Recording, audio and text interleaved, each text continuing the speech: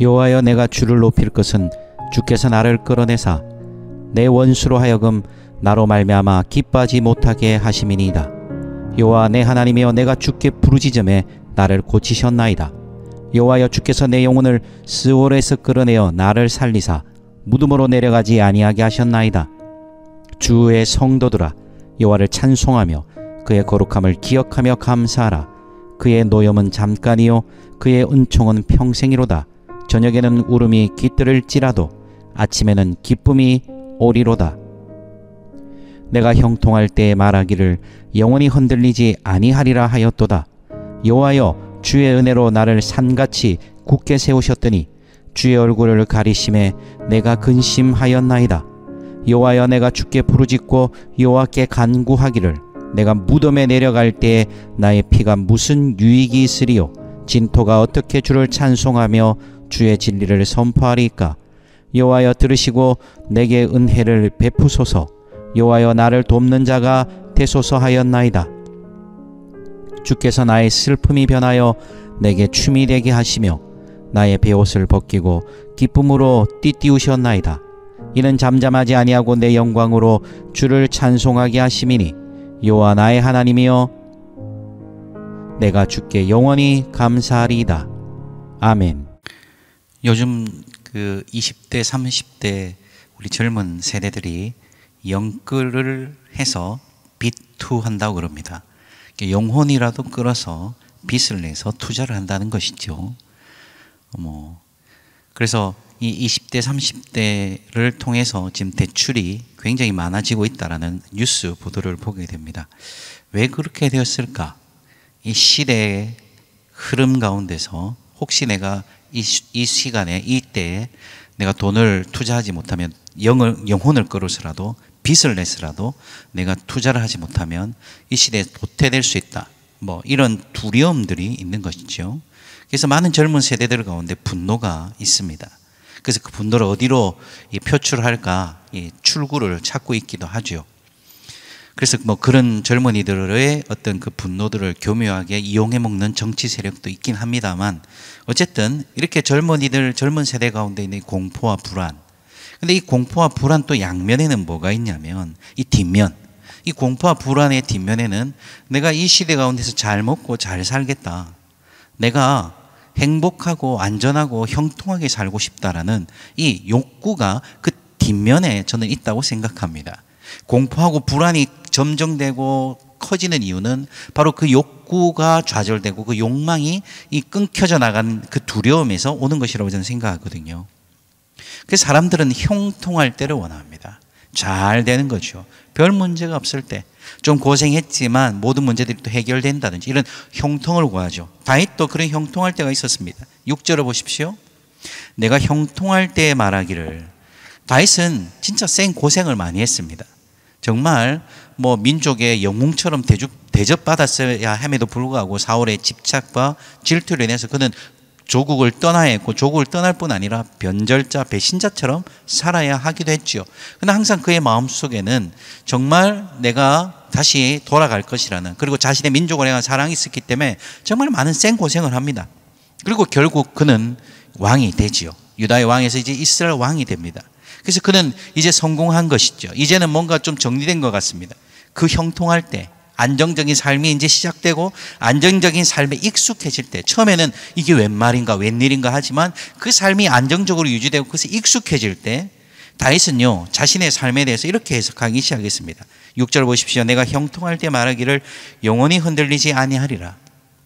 그 전에 젊을 때 고생한 것, 정말 불안정한 하루가 아니라 진짜 한순간도 예측할 수 없었던 다윗의 인생. 그러나 지금 다윗의 인생은 그때와는 너무 다른 안정적이고 형통하지, 왕으로서 누릴 수 있고 행복한 인생을 보냅니다. 그러자 그 마음속에 뭐가 사라진 것입니까? 그 젊을 때 그때 가졌던 긴장감이 다 녹아내리고 나니까 이제 내 삶은 이제 잘 될 거야.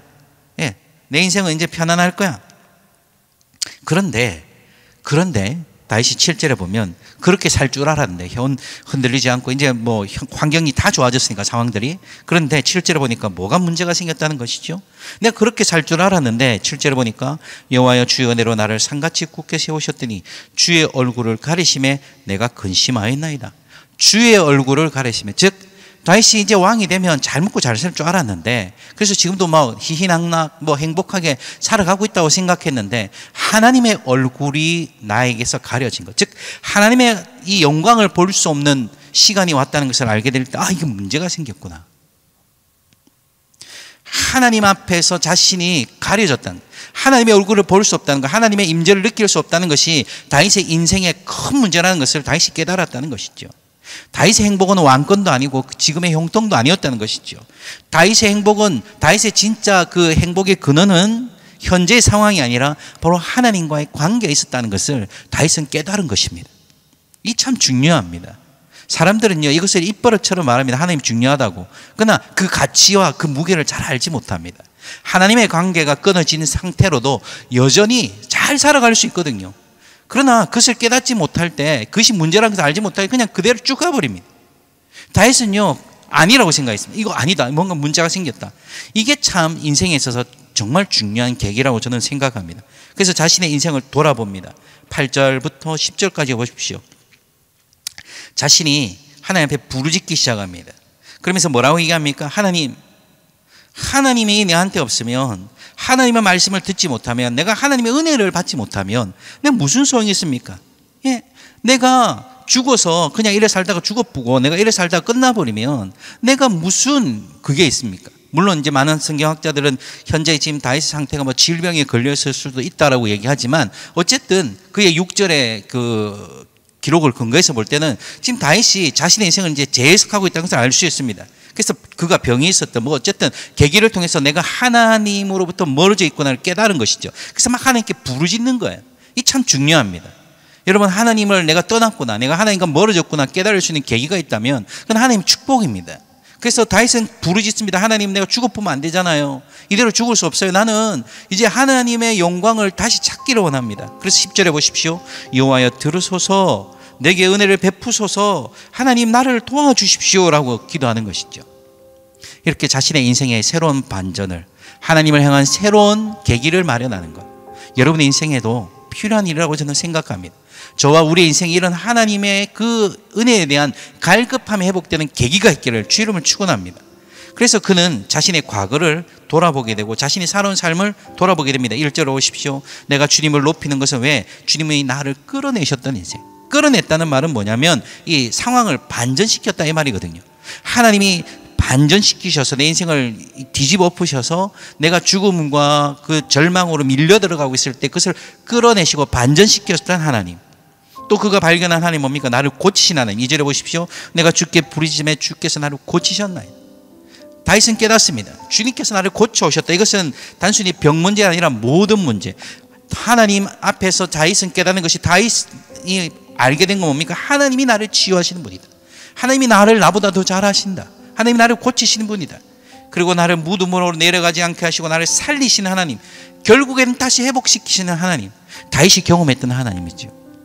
이것이 다시금 다윗의 머릿속에, 가슴속에 깨달아진 것입니다. 오늘 이 아침에 우리가 깨달아져야 될 것이 뭐겠습니까?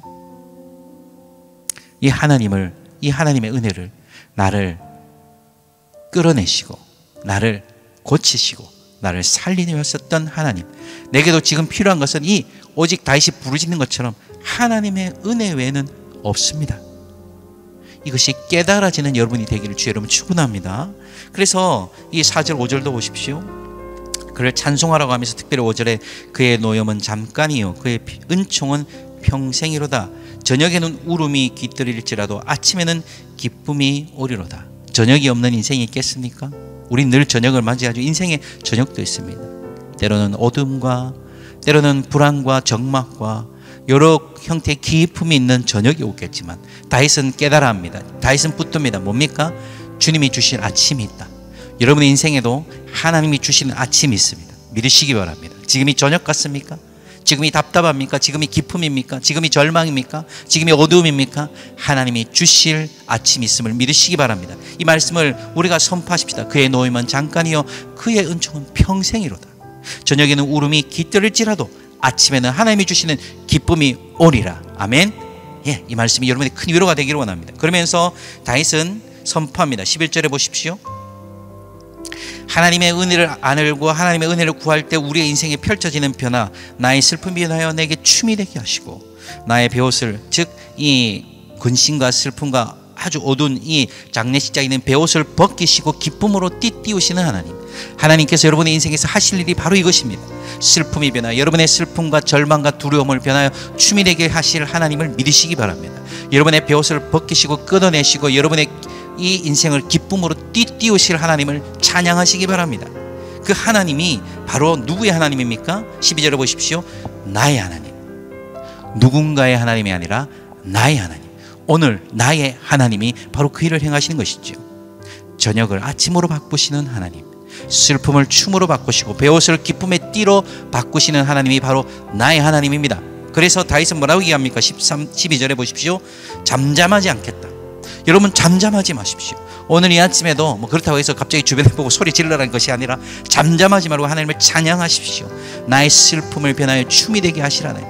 내가 형통할 때 잠시 잊어버렸던 것, 하나님의 은혜 없이는 살 수 없는데, 하나님의 은혜 없이는 내 인생이 존재할 수 없는데 내가 잠깐 정신 나가서 그 형통함에 마음이 팔려서 하나님 잊어버린 것이 있다면 오늘 회개하시고, 오늘도 나의 저녁이 와 있다면 하나님이 주실 아침을 기대하시고 나를 끌어내시고 고치시고 살리실 하나님을 찬양하면서 나의 슬픔을 변하여 춤이 되게 하실 하나님을 잠잠히 잊지 마시고 목소리로 내 마음으로 선포하시기 바랍니다.